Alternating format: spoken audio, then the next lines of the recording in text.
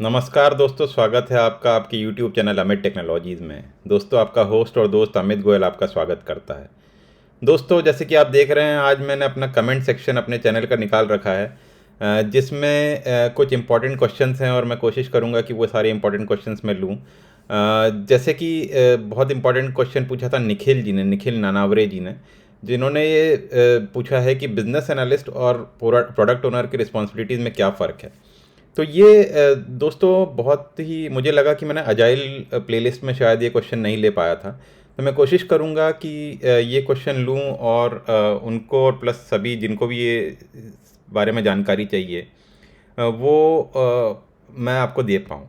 हाँ, आपको इंटरनेट पे बहुत सारी चीज़ें मिल जाएंगी जो कि आपको बहुत मतलब आपको जानकारी मिल जाएगी, लेकिन आपको मैं अपने रियल लाइफ एग्जांपल से आपको बताना चाहता हूँ कि बेसिकली ये क्या है।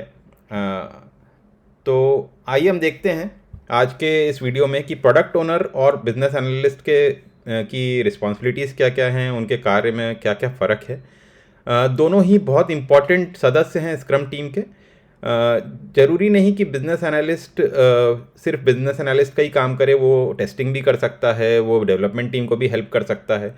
बट जो प्रोडक्ट ओनर का रोल है वो बहुत ज़्यादा इंपॉर्टेंट इसलिए है क्योंकि होल एंड सोल रिस्पॉन्सिबिलिटी जो कि आप एक्सेप्टेंस क्राइटेरिया लिखते हैं उसकी पूरी प्रोडक्ट ओनर पे ही रहती है। उसने एक एक वर्ड जो लिखा है और एक्सेप्टेंस क्राइटेरिया जो आप यूज़र स्टोरी के अंदर लिखते हैं वही माना जाता है, ना कि एपिक के अंदर, क्योंकि एपिक एक बहुत ऊपर का टर्म होता है बट यूज़र स्टोरीज उसके अंदर की जितनी भी डिटेल्स होती हैं वो आपकी हर स्टोरी में होती है।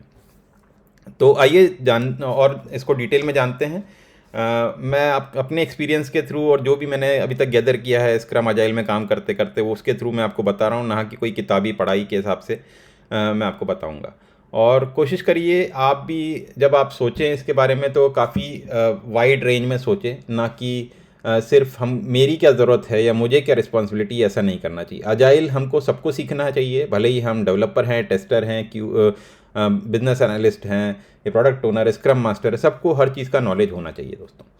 तो सबसे पहली और इम्पॉर्टेंट चीज़ प्रोडक्ट ओनर की रिस्पॉन्सिबिलिटीज़ हम देखते हैं कि क्या है, कि वो सबसे पहले जो हमारा प्रोडक्ट बैकलॉग होता है दोस्तों, अगर आपने ध्यान दिया है तो हमने जीरा में जो हम रिलीज़ करने वाले हैं, मान लीजिए किसी भी प्रोडक्ट, कोई भी मेरा प्रोजेक्ट है जो कि रिलीज़ होने वाला है, ज़रूरी नहीं कि वो मैं किसी पर्टिकुलर डेट को या टाइम को ही रिलीज़ करूं। ये हो सकता है कि मेरा जो वायबल प्रोडक्ट बन गया, मान लीजिए कि मेरे को लगता है 3 स्प्रिंट हो गए, 3 स्प्रिंट में मेरे को इतना मिनिमम वायबल प्रोडक्ट मेरे को बनाना था और बन चुका है, तो फिर मैं उसको रिलीज साइकिल में डाल सकता हूँ और उसको प्रोडक्शन पर डाल सकता हूँ अगर मैं पूरी तरह सेटिस्फाइड हूँ। तो अगर मैंने उसकी हार्डनिंग स्प्रिंट किया हुआ है, हार्डनिंग स्प्रिंट के में क्या होता है दोस्तों, यूएटी में टेस्टिंग होती है, यूज़र एक्सेप्टेंस करता है कि हाँ ये मैं साइन ऑफ करता हूँ कि आपने 3 स्प्रिंट में जो भी दिया है ये मैं पूरी तरह से सेटिस्फाइड हूँ, जो भी एक्सेप्टेंस क्राइटेरिया में लिखा है वो सब मैंने देख लिया है, इट इज़ वर्किंग फाइन।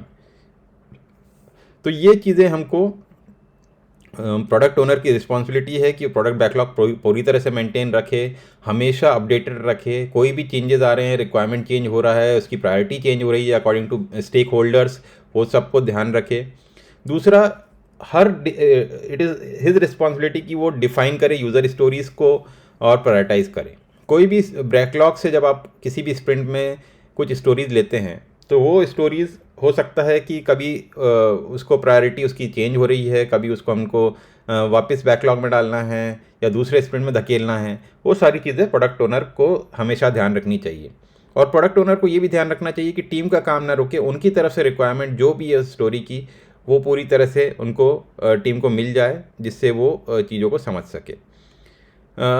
उसको एक्सेप्टेंस क्राइटेरिया जो है वो रिस्पॉन्सिबिलिटी, ऐसा नहीं बोल रहा हूँ कि लिखना उसकी रिस्पॉन्सिबिलिटी है बट जो भी लिखा है एक्सेप्टेंस क्राइटेरिया में उसको साइन ऑफ देने की रिस्पॉन्सिबिलिटी सिर्फ प्रोडक्ट ओनर की होती है, और उसकी टीम की। प्रोडक्ट ओनर के अंदर ये भी हो सकता है दोस्तों कि उसका कोई हेल्पिंग हैंड है जो कि बिजनेस एनालिस्ट भी है, क्योंकि क्या होता है कि प्रोडक्ट ओनर्स हो सकता है एक प्रोडक्ट ओनर 4 प्रोजेक्ट में एज ए प्रोडक्ट ओनर काम कर रहा है। तो ज़रूरी नहीं कि बट उसको ये है कि बिजनेस नॉलेज पूरा है, बट ज़रूरी नहीं कि वो जब कोई मॉड्यूल पे काम हो रहा है वो उसमें डिटेल में जा पाए या उसको देख पाए। तो उसके लिए उसको हेल्पिंग हैंड के हिसाब से कुछ फंक्शनल बीएस भी मिल जाते हैं, बिजनेस एनालिस्ट जो होते हैं जो उसके अंडर में काम कर सकते हैं। लेकिन मैं ये भी नहीं बोल रहा हूँ कि बिजनेस एनालिस्ट सिर्फ एक ही प्रोजेक्ट में काम करेगा। इट इज़ पॉसिबल कि बिजनेस एनालिस्ट भी 4 स्क्रम टीम में अलग अलग तरीके से हेल्प कर रहा है, काम कर रहा है।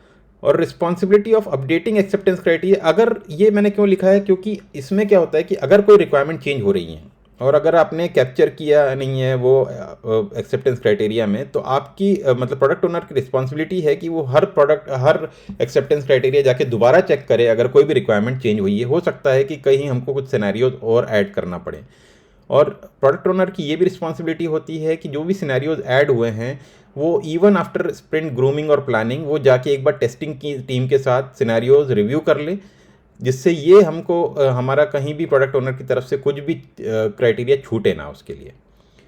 दूसरी 5वीं चीज़ क्या है, translating product managers strategies to task for development.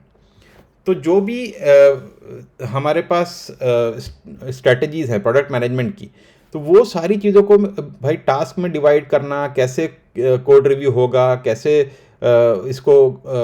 इसका टेस्टिंग कैसे होगा, टेस्ट केसेस लिखे हैं कि नहीं है, डेवलपमेंट कब होगा, टेस्टिंग कब होगी, ये सारी चीज़ें उसकी रिस्पॉन्सिबिलिटी है। उसको चेक में हर समय रखना पड़ता है, भले ही वो स्क्रम मास्टर से ये सब चीज़ें ले या खुद ध्यान रखे, ये उसकी रिस्पॉन्सिबिलिटी है। इसकी एक और रिस्पॉन्सिबिलिटी है कि मार्केट और कस्टमर नीड्स के हिसाब से इसको जो भी चीज़ें हैं वो समझनी चाहिए कि भाई अभी क्या चल रहा है, लेटेस्ट में क्या प्रायोरिटी है, हमको कुछ चेंज तो नहीं करना है जिससे हमारा बिजनेस और ग्रो हो। वो सारी चीज़ें भी प्रोडक्ट ओनर को अपने स्टेक होल्डर्स के साथ मिलकर डिसाइड करना, उनसे कुछ चीज़ें सीखना, उनके साथ सेशन रखना भी बहुत इम्पॉर्टेंट काम है। तो इनको ये भी है कि इनको एक ब्रिज जैसे काम करना पड़ता है between product and development. Product और डेवलपमेंट हमेशा स्मूथली वर्क करें, हमेशा चलते रहें, बिजनेस को कोई तकलीफ ना हो, डेवलपमेंट टीम को कोई तकलीफ ना हो, ये भी इनको हमेशा ध्यान रखना पड़ता है कि उनको कोई भी चीज़ की रिक्वायरमेंट है तो वो पूरी तरह से जल्दी पूरी हो। और ये बहुत बड़ा पॉइंट है दोस्तों, staying accessible to development to answer questions. जो भी डेवलपमेंट टीम के क्वेश्चंस हो रहे हैं उनको कुछ भी डेली स्टैंड अप होता है, कोशिश करें कि स्टैंड अप में रहें। एक स्टैंड अप ही ऐसी चीज़ है जहाँ पे आप उसको टीम को हेल्प कर सकते हैं कोई भी उनकी क्वेरीज के लिए। अगर आप नहीं रहेंगे, अगर आप अवॉइड करेंगे तो आपको ये नहीं पता चलेगा कि आज क्या हुआ, फिर कल कोई दिक्कत आई थी, तो फिर वो मेल चालू हो जाएंगे, जो कि अच्छी बात नहीं है। आप स्टैंड अप में रहें, आप वीडियो कॉल्स करें, आप लोगों से डायरेक्ट इंटरेक्ट करें। मैं ये नहीं बोलूँगा कि अपना काम करवाने के लिए एज ए प्रोडक्ट ओनर कि आप स्क्रम मास्टर को नहीं बता रहे हो और डायरेक्टली टीम के साथ काम कर रहे हैं, वैसा नहीं। बट अगर कोई क्वेरी है तो वो आपको उनकी क्वेरी सॉल्व करने के लिए बहुत ज़रूरी है कि आप वहाँ रहें अवेलेबल। तीसरा, act as a project manager. इनको ये भी देखना है दोस्तों कि ये पूरा जो प्रोजेक्ट रिलीज़ होने वाला है ये टाइम पे हो, विथ क्वालिटी हो, कोई भी चीज़ डिले ना हो फ्रॉम एनी केस। तो प्रोजेक्ट मैनेजर बन के भी इनको काम करना पड़ता है, जहाँ पे इनको कुछ reports, burn down chart, burn up chart हमेशा देखते रहना चाहिए, वेलोसिटी चार्ट, कैपेसिटी चार्ट, हमेशा रिपोर्ट्स जो हैं उनको ध्यान रखना चाहिए। प्लस अपनी एक्सेल मेंटेन करनी चाहिए कि भाई आपका कौन कौन से स्टोरीज कंप्लीट हो गए हैं, कौन से नहीं हुई हैं, कौन सी स्पिल ओवर होने वाली है। ये सारी चीज़ें प्रोडक्ट ओनर को एज ए प्रोजेक्ट मैनेजर भी हैंडल करना आना चाहिए। जैसे कि मैंने आपको बताया, can work for more than one project as a PO, वो तो मैंने आपको ऑलरेडी बता दिया। Help in motivating and keeping the team focus to deliver stories within sprint, मतलब हमेशा टीम को मोटिवेट करते रहो कि तुमने अच्छा काम किया, तुमने ये नहीं कि आप हमेशा ही बिना फालतू में भी करते रहेंगे। बस ये है कि लेकिन जब अच्छी काम कर रही है टीम, हमारा वेलोसिटी मैच हो रहा है, हमने कुछ स्प्रिंट में चीज़ें ली हैं जो कि एकदम परफेक्टली टाइम पे डिलीवर हुई हैं, तो उस टाइम आपको आगे आके वेदर स्क्रम मास्टर रेट्रोस्पेक्टिव में हाईलाइट कर रहा है कि नहीं कर रहा है, लेकिन आपको आगे आके टीम को उनकी वैल्यू बतानी चाहिए, उनको और मोटिवेट करना चाहिए कि वो और फोकस होके काम कर पाएँ। आपको हमेशा हमेशा उनके लिए ताली बजानी चाहिए, उनको क्लैप करना चाहिए। जब भी आपको लगता है उनके शोल्डर पर टैप करना चाहिए कि आपको लगता है कि भाई उन्होंने मेहनत की है काफ़ी। Updating team regarding any requirement changes और changing priority of stories very early, मतलब जब भी मान लीजिए कि आपने प्रोडक्ट बैकलॉग में कुछ भी चेंजेस लग रहे हैं कि आपको कुछ भी आ सकता है जो कि हमको प्रायोरिटी में लेना पड़ेगा शायद, क्योंकि बिजनेस स्टेक होल्डर्स बोल रहे हैं, तो प्रोडक्ट ओनर को ये ध्यान रखना चाहिए कि ये सारी चीज़ें जो हैं वो बहुत जल्दी कम्युनिकेट हों to scrum master and to team, क्योंकि क्या होता है कि अगर टीम को जैसे मान लीजिए टीम ऑलरेडी काम कर रही है, फिर एकदम से आपने कुछ बीच में डाल दिया तो और उनको फिर वो एक एक मतलब थोड़ा सा अगर आप चेंजेस करते रहेंगे जल्दी से जल्दी, तो क्या होगा कि टीम बार बार टीम को ऐसा होगा कि चीज़ें शफल हो रही हैं, वो स्टेबलाइज नहीं हो पाएंगे, वो प्रॉपर फोकस नहीं कर पाएंगे, वो फ्रस्ट्रेटेड हो जाएंगे। तो आपको ये भी ध्यान रखना है कि वो सारी चीज़ें बहुत जल्दी आप कम्युनिकेट कर दें स्क्रम मास्टर को, जिससे स्क्रम मास्टर वो ग्रूमिंग में ले सके, फिर उसकी प्लानिंग हो सके प्रॉपरली टाइम पे, और फिर उस पर काम चालू हो सके। और सबसे बड़ा है दोस्तों कि प्रोडक्ट ओनर को अपने स्टेक होल्डर्स को भी मैनेज करना आना चाहिए। ऐसा ना हो कि हमेशा स्टेक होल्डर्स उसको प्रेशर डाल रहे हैं, प्रोडक्ट ओनर टीम को प्रेशर डाल रहा है या स्क्रम मास्टर को प्रेशर डाल रहा है। ये सारी चीज़ें उनको प्रॉपरली हैंडल करना चाहिए। उनको पहले से डिफाइन करना चाहिए कुछ लाइनें, जहाँ पे उनको ये बोलना चाहिए नहीं ये हो पाएगा, ये नहीं हो पाएगा। हर चीज़ आप करने के लिए आपको कभी कभी नो बोलना भी आना चाहिए। तो नो बोलना भी प्रोडक्ट ओनर की ही रिस्पॉन्सिबिलिटी है। वैसे ही टीम का कोई बंदा हो या स्क्रम मास्टर हो, हमेशा रेट्रोस्पेक्टिव में बातें रेस करे, ओपनली बात करे, तो ज़्यादा बेटर टीम काम कर सकती है। क्योंकि हम सामने हाँ हाँ करते हैं और पीठ पीछे हमको मज़ा नहीं आ रहा है, तो वो फिर काम नहीं हो पाता है प्रॉपरली। तो ये है प्रोडक्ट ओनर की रिस्पॉन्सिबिलिटीज़ दोस्तों। ऐसे ही बिजनेस एनालिस्ट की रिस्पॉन्सिबिलिटीज़ क्या क्या होती हैं। तो जैसे कि मैंने आपको बताया था, बिजनेस एनालिस्ट दो टाइप के हो सकते हैं। टेक बिजनेस एनालिस्ट हो सकते हैं या फंक्शनल बिजनेस एनालिस्ट हो सकते हैं। टेक बीएस मोस्टली जनरली क्या होता है, वो उनको कोड का भी नॉलेज है, उनको बिजनेस का भी नॉलेज है, उनको डेटाबेस का भी नॉलेज है, कहाँ पे फिर कौन सी फील्ड रखी है, उनको थर्ड पार्टी में कौन सा डेटा जा रहा है, ये भी नॉलेज है। तो वो डिटेल्ड फिजिबिलिटी चेक कर सकते हैं किसी भी रिक्वायरमेंट की। ऐसे ही फंक्शनल बीए जो होता है, जैसे मैंने आपको बताया कि प्रोडक्ट ओनर को हेल्प करने के लिए कुछ बीएज होते हैं जो कि उनको फंक्शनैलिटी वाइज हेल्प कर सकते हैं। अच्छा ये वाला मॉड्यूल मैं देख लूँगा, आप सिर्फ इसको ओवरऑल देखते रहो, पीओ से बोल सकते हैं वो। तो वो होते हैं फंक्शनल बीएज। तो मोस्टली क्या होता है कि टेक बीएस, क्योंकि हर चीज़ के बारे में आपकी टीम को हेल्प कर सकते हैं, क्यूएस को हेल्प कर सकते हैं, स्क्रम मास्टर पीओस को भी बता सकते हैं चीज़ें, तो वो जनरली स्क्रम टीम के एक पार्ट होते हैं। तो जैसे कि functional BA can be assistant to product owner for helping them in certain modules. वो उनको सर्टेन मॉड्यूल्स में हेल्प करने के लिए पीओस के पास कुछ बिजनेस एनालिस्ट हो सकते हैं। तो business analyst helps to fills the gap in any understanding regarding technical और functional feasibilities for the story। अगर कोई स्टोरी ऐसी आई है आपको जहाँ पे आपको लगता है कि नहीं मुझे तो ये सब डिटेल्स नहीं पता है एज अ डेवलपर और एज अ क्यूए, क्योंकि ये और डिटेल में और बहुत बहुत अंदर की चीज़ें हैं, जैसे एल्गोरिथम्स हो गए, कुछ चीज़ें जो कि बिजनेस एनालिस्ट को ज़्यादा डिटेल में पता है कि ये करके ये होना चाहिए। तो वो सारी चीज़ें बिजनेस एनालिस्ट उस गैप को फिल करने के लिए काम आता है। वो हमेशा टीम के लिए उसको ये चीज़ें सर्च करके, जिससे जब भी कोई डेवलपर काम करना चालू करे तो उसको सारी अंडरस्टैंडिंग हो कि भाई ये फंक्शनैलिटी क्यों है, कैसे काम करेगी। Business analyst work with organisation to help them improve their process and systems. तो ये क्या होता है कि जब बिजनेस एनालिस्ट को, अगर आपने कोई मॉड्यूल है आपका, उसमें कुछ चीज़ें ऐसी हो सकती है जो कि आपको लगता है क्योंकि आप ज़्यादा उसमें काम कर चुके हो, आपको लगता है कि यार नहीं ये चीज़ें इंप्रूव करनी चाहिए जिससे डिजिटाइजेशन में इम्प्रूवमेंट हो, क्योंकि आज का वर्ल्ड हम डिजिटाइज कर रहे हैं सब चीज़ें, राइट। या कोई भी चीज़, मतलब किसी भी चीज़ों को, जैसे कोई लोन, हम किसी को लोन देते हैं तो उस लोन को देने के लिए मान लीजिए 50 दिन लग रहे हैं अप्रूवल मिलने के लिए, तो लेकिन वो अगर चीज़ अगर 20 दिन में हो सकती है, तो शायद बिजनेस एनालिस्ट का थिंकिंग इस टाइप का हो कि वो एरियाज ढूंढे जहाँ पे वो ये सारी चीज़ें इंप्रूव कर सके, जिससे 50 की जगह 20 दिन लगे, और सिस्टम भी अप्रूव कर सके भाई कि ये जब हम कॉल कर रहे हैं थर्ड पार्टी को, क्या हमको इसकी ज़रूरत है कॉल करने की, क्या हमको, जब हम कॉल कर रहे हैं तो ये हमको क्या रिटर्न कर रहा है, वो सारी चीज़ें ये बिजनेस एनालिस्ट देखता है।